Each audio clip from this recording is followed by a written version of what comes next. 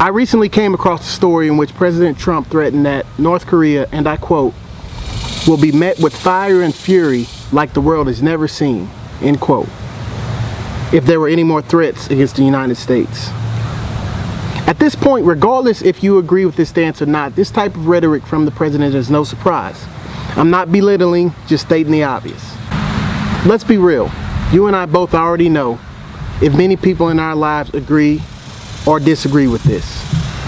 Stances on these types of issues can often be predicted based on personalities and past statements and displays of judgment and character. That goes for people you know, and it also goes for politicians across the globe. I say that to lead into my first point. How could anyone that has a TV or radio not expect Kim Jong Un of North Korea to respond in the way that he did? As I expected, within hours, North Korea responded to President Trump's threats not by cowering and apologizing, but by making stronger and more direct threats against the U.S. Now the situation's escalated to something that it was not when we woke up day before yesterday. Since then, Secretary of State Rex Tillerson has come out to urge all Americans to not take the rhetoric of the past couple of days seriously because North Korea does not pose a serious threat to Americans. Regardless of who you believe, these are two different tones from two men that hold some of the highest offices in the United States government.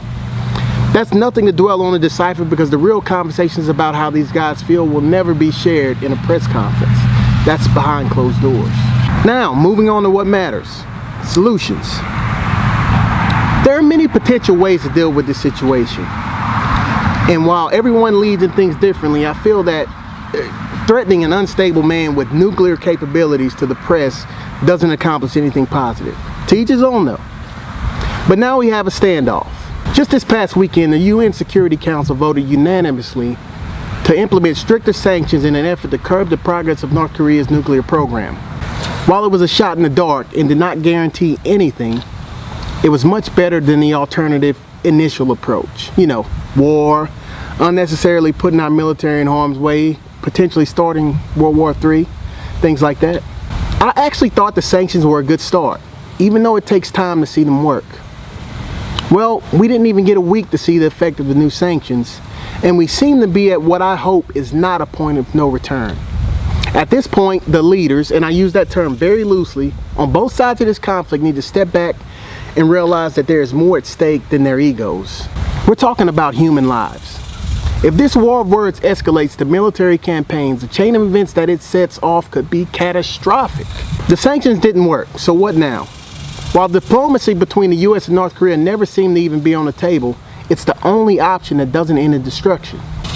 And before I go, if you're one of the people that have been saying, we need to send in a sniper or a team of Navy SEALs, or nuke North Korea and get it over with, I want you to realize that neither of these options are as simple as you may think they are. If a person or group of people are sent in to assassinate Kim Jong Un, do you think it's just over and we go on with our lives after that? I do not. I see retaliation from their military. Other countries that have a beef with the U.S. jumping at the opportunity to assist in the ambush. And a bunch of regretful people that wish they were speaking differently when a major war kicks off. And what about if we just nuke North Korea? The civilian casualties alone makes this idea preposterous and not feasible. And the Christian nation doesn't go around killing innocent people, right? But let's just say the U.S. government did carry out this terrible idea. To think that North Korea would not retaliate with nuclear weapons of their own is to not be in touch with reality. Nuclear war doesn't end well for anyone on the planet. I'm not in the position of these men, and I do not want to be in their positions. That doesn't change the fact that diplomacy is the only feasible option in this situation. The only alternative is more fear, death, and panic. Things that the world has far too much of as it is. For the world's sake, I really hope cooler heads prevail and the U.S., North Korea, and all parties tied to the situation do the right thing. We all need them to. This is Facts and Opinions with Don. I'm Donald January Jr. Until next time, peace.